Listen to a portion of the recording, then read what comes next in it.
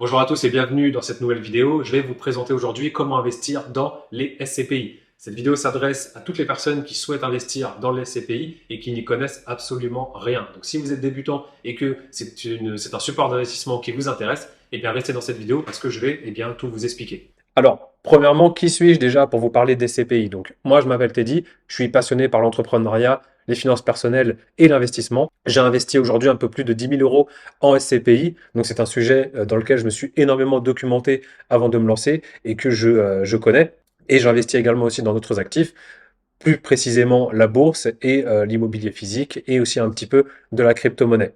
Je tiens à préciser que je ne suis pas un professionnel de l'investissement, je suis simplement un passionné en fait qui souhaite partager son expérience autour de soi pour aider son entourage. Alors, la question qu'on se pose, c'est pourquoi déjà vous auriez besoin des SCPI? À qui s'adresse cette forme d'investissement? Les SCPI, ça s'adresse aux personnes qui souhaitent déjà investir dans l'immobilier sans gestion. Effectivement, lorsque vous achetez des SCPI, on va le voir juste après, mais en fait, vous investissez dans l'immobilier. C'est important de comprendre ça. Ce n'est pas de la bourse, c'est vraiment de l'immobilier. Simplement, vous verrez que dans la mécanique, on est sur quelque chose d'un peu différent puisque vous n'allez pas vous-même directement acheter le bien immobilier. C'est important parce que les SCPI, c'est surtout de l'immobilier sans gestion. Ce qu'on entend sans gestion, c'est que vous n'avez pas à gérer les locataires, vous n'avez pas à gérer le turnover, gérer les rénovations, etc., ou les dégâts des eaux, par exemple. Tous les sinistres, il y a vraiment pas cette partie-là. C'est une méthode aujourd'hui qui est plutôt appliquée pour de la diversification. Donc généralement, les personnes qui achètent des SCPI, c'est parce qu'elles veulent se diversifier. Elles ont déjà des biens physiques immobiliers ou alors elles ont déjà des supports comme des assurances vie ou de la bourse et elles souhaitent simplement trouver une nouvelle forme d'investissement.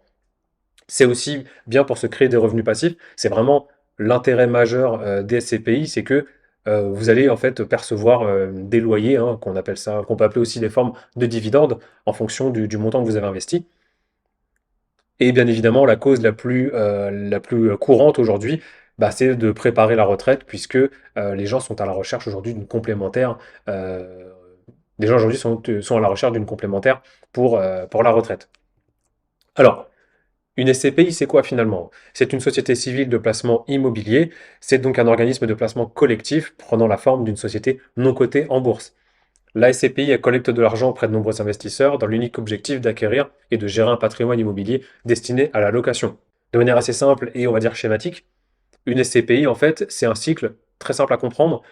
Vous êtes ici l'investisseur, donc vous, en tant qu'investisseur, vous achetez des parts d'une SCPI, donc la société met à disposition des parts de sa société. Vous achetez des parts des SCPI. La SCPI, elle va utiliser donc vos fonds pour acheter des biens immobiliers. Elle va ensuite s'occuper de faire toute la partie gestion locative, la mise en location, le turnover, la revente, etc. Et enfin, elle va encaisser des loyers. Et une partie des loyers qu'elle va encaisser, eh bien, elle va le redistribuer aux investisseurs en fonction du prorata du coup que vous avez investi. C'est uniquement ça les SCPI. Et à chaque fois que vous achetez des parts des SCPI, eh bien, vous retombez dans ce cycle-là. Alors, c'est quoi les avantages et les inconvénients d'acheter des SCPI? Eh bien, il y en a plusieurs. Premièrement, c'est que c'est une gestion qui va être pilotée, c'est 100% passif. Comme vous avez vu dans la slide précédente, c'est la SCPI qui va gérer les locataires, qui va gérer la revente, qui va gérer la mise en location, etc. Donc, vous n'avez strictement rien à faire si ce n'est encaisser en fait les loyers. Le placement, il est diversifié. On va le voir un peu plus tard, mais généralement, les SCPI, ce qu'elles font, c'est qu'elles investissent dans des parcs immobiliers. Donc, elles vont acheter des centaines d'immeubles, des centaines de bureaux, par exemple, pour bah, justement avoir une diversification et être moins exposé au risque. L'avantage aussi qui est intéressant, c'est qu'on a des rendements qui peuvent aller jusqu'à 7%. En règle générale, les SCPI, vous pouvez espérer entre 4 jusqu'à 7%. Donc, c'est quand même assez intéressant, c'est pas négligeable. Et surtout qu'un rendement de 6 à 7%, c'est vraiment pas quelque chose qui est impossible, c'est vraiment assez courant sur le marché. Un autre avantage aussi qui va être intéressant, c'est que on a la possibilité de faire un crédit immobilier.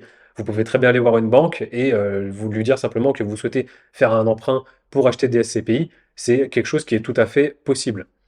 On peut bien évidemment faire de l'investissement programmé des 100 euros. Ça dépendra des plateformes, mais vous avez la possibilité, avec à hauteur de 100 euros par mois, d'investir dans des SCPI, donc ça c'est intéressant. Vous allez aussi bénéficier des intérêts composés, donc c'est-à-dire que chaque SCPI, en fait, elles ont un rendement annuel qu'elles diffusent de manière publique sur des rapports.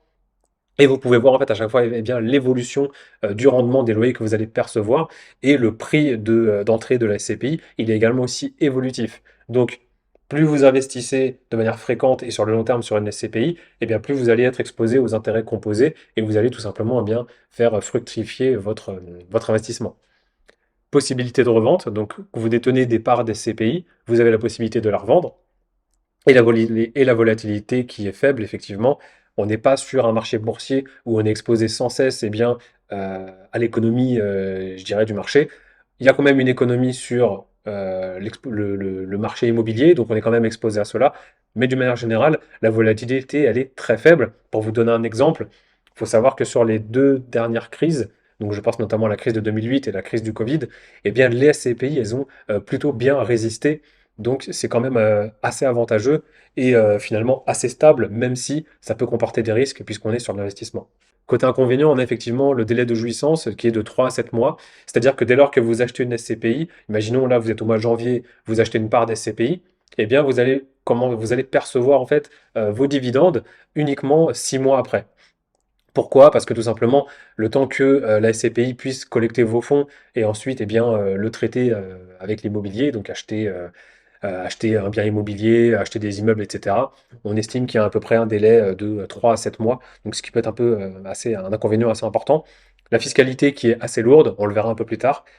Le taux d'intérêt des crédits immobiliers, bien sûr, lorsque vous faites un emprunt bancaire pour acheter des SCPI, vous n'aurez généralement pas les mêmes taux d'intérêt que pour acheter de l'immobilier physique. C'est généralement un peu plus élevé, donc c'est quelque chose qu'il faut prendre en compte.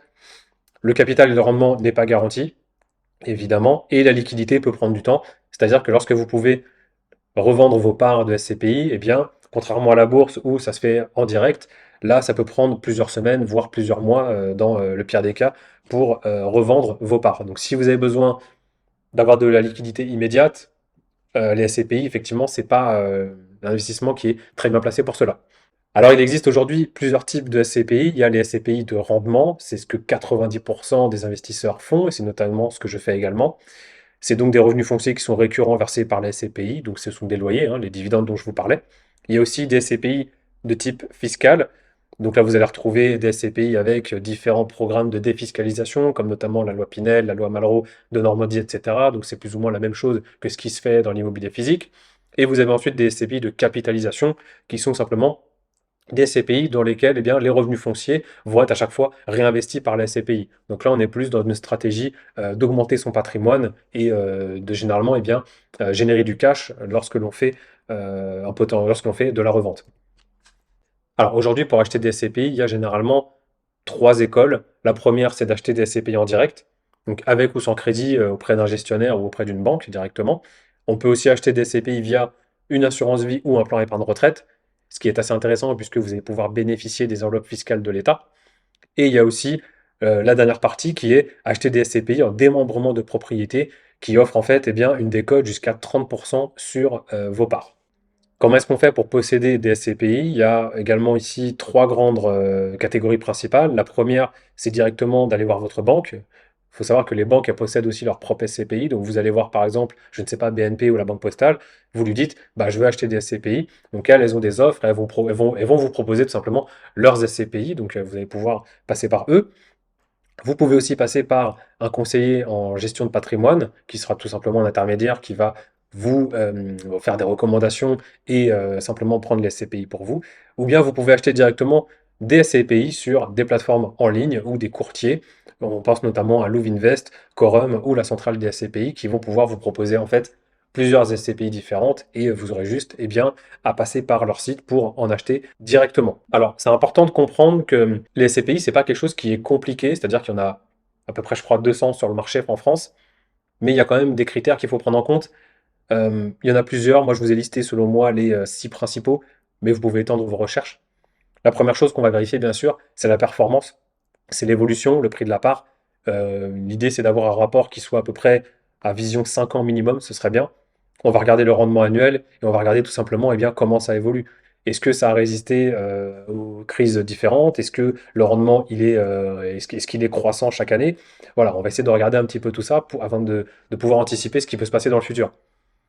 Un indicateur qui est très important aussi, c'est le taux d'occupation financier. Cet indicateur-là, en fait, il vous donne, en fait, c'est un ratio immobilier qui, en fait, mesure le niveau d'occupation d'un portefeuille immobilier en tenant compte des revenus locatifs. En gros, si vous voulez, c'est un indicateur qui est généralement entre 90 et 100%. La plupart des SCPI qui sont sérieuses, elles tiennent cet indicateur-là à peu près à entre 96 et 100%. Et c'est vraiment un indicateur qui vous permet de savoir si la SCPI fait bien son taf ou pas. Donc, à vous de voir, mais moi, généralement, je sais que la SCPI dans laquelle j'ai investi, on est sur du 99% ou du 98% à peu près. Moi, je vise pas quelque chose qui est en dessous. Donc, c'est un indicateur qui est important à prendre en compte. Le prix d'entrée, bien sûr, en fonction de votre budget. La composition de la SCPI. Aujourd'hui, comme je vous ai dit, ils achètent des parcs immobiliers, mais ils peuvent être aussi dans des thématiques bien précises. Certains vont acheter des bureaux, des commerces, d'autres vont être plutôt orientés sur de la santé avec des hôpitaux. Donc, c'est important de savoir ce que vous souhaitez. La géographie de la SCPI, c'est très important. Certaines SCPI vont acheter des biens en France, d'autres à l'étranger, et on verra que ça a un impact notamment sur la partie fiscale. Et bien évidemment, il faut évaluer tous les frais. Il y a des frais de souscription et des frais de gestion qui sont liés lors de l'achat qu'il faut prendre en compte pour faire votre décision. D'un point de vue fiscalité, alors je vais parler principalement de la fiscalité des SCPI de rendement, donc celles qui donnent des loyers. C'est tout un volet, hein, la fiscalité sur les SCPI, ça peut être un peu complexe. Là, je vous ai résumé vraiment la fiscalité des usages principaux. Donc, dans le cas où vous voulez percevoir des revenus fonciers, donc sur les SCPI de rendement, vous percevez des loyers tous les mois. Il y a deux régimes dans lesquels vous pouvez souscrire. On a le régime réel, dans lequel vous allez pouvoir être exposé aux prélèvements sociaux qui sont de 17,2%. Et ensuite, vous allez être imposé sur la base de votre barème, donc la base de votre revenu imposable, qui varie de 0 à 45%. Donc, dans ce cas de figure-là, comme je vous disais, on est lourdement taxé sur les SCPI. On peut facilement atteindre du 50 à 55-60% de taxes sur les loyers perçus. Donc, c'est quand même quelque chose qu'il ne faut pas prendre à la légère. Dans le cas où vous souscrivez à des SCPI avec un crédit, le régime REL, quant à lui, va permettre de déduire vos charges, notamment les intérêts d'emprunt ou les frais financiers qui sont liés au crédit immobilier. Donc, si jamais vous faites un emprunt bancaire, ce sera plus intelligent pour vous de prendre le régime réel puisque vous allez pouvoir déduire plus de charges fiscalement. Et on va avoir le régime microfoncier qui, lui, propose 17,2% de prélèvements sociaux et un abattement de 30%. Il existe aussi d'autres formes de fiscalité, notamment pour tout ce qui est la partie cession. Donc vous allez avoir notamment de la fiscalité sur les revenus financiers. Ce qu'on entend le revenu financier, c'est de l'imposition sur les revenus que vous percevez à partir de la trésorerie de la SCPI. Il y aura également de la taxation sur la plus-value immobilière, de la plus-value de cession de parts, etc. Mais rassurez-vous, puisque généralement sur les revenus de cession de ce type-là, ils sont automatiquement traités et gérés par la SCPI. Vous aurez juste en fait à retranscrire sur votre déclaration d'impôt quel était le montant finalement de ces opérations-là. Alors rassurez-vous tout de même, il est possible d'optimiser la fiscalité des SCPI. Ce que font à peu près 90% des personnes qui investissent, elles vont généralement acheter des SCPI étrangères. Et c'est notamment ce que je fais. Pourquoi? Puisque lorsque vous achetez des SCPI étrangères, eh bien, vous n'allez pas être soumis aux prélèvements sociaux de l'État français. Donc les 17,2%, déjà, vous pouvez les mettre de côté. Vous allez au contraire être soumis plutôt aux conditions fiscales du pays dans lequel vous investissez. Et rassurez-vous aussi, c'est plutôt bien fait, il n'y aura pas de double imposition.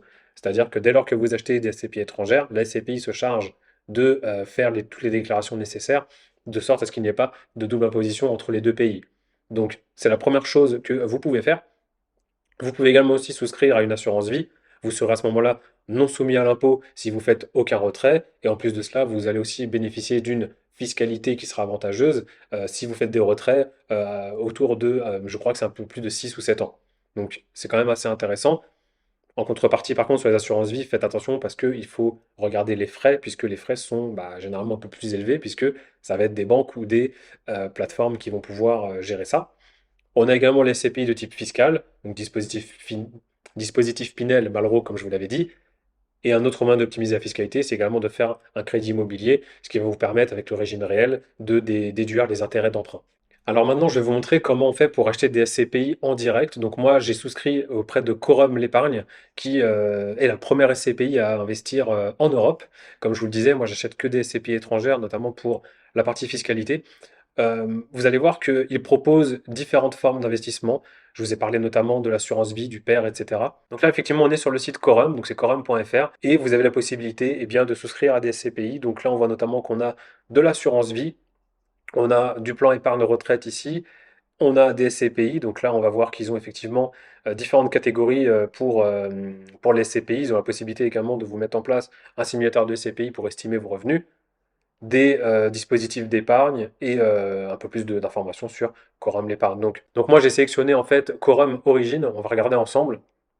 Donc Quorum Origin, voilà, ça a été créé en 2012, donc déjà c'est bien parce que on a quand même un petit peu plus de 10 ans d'ancienneté sur cette SCPI-là.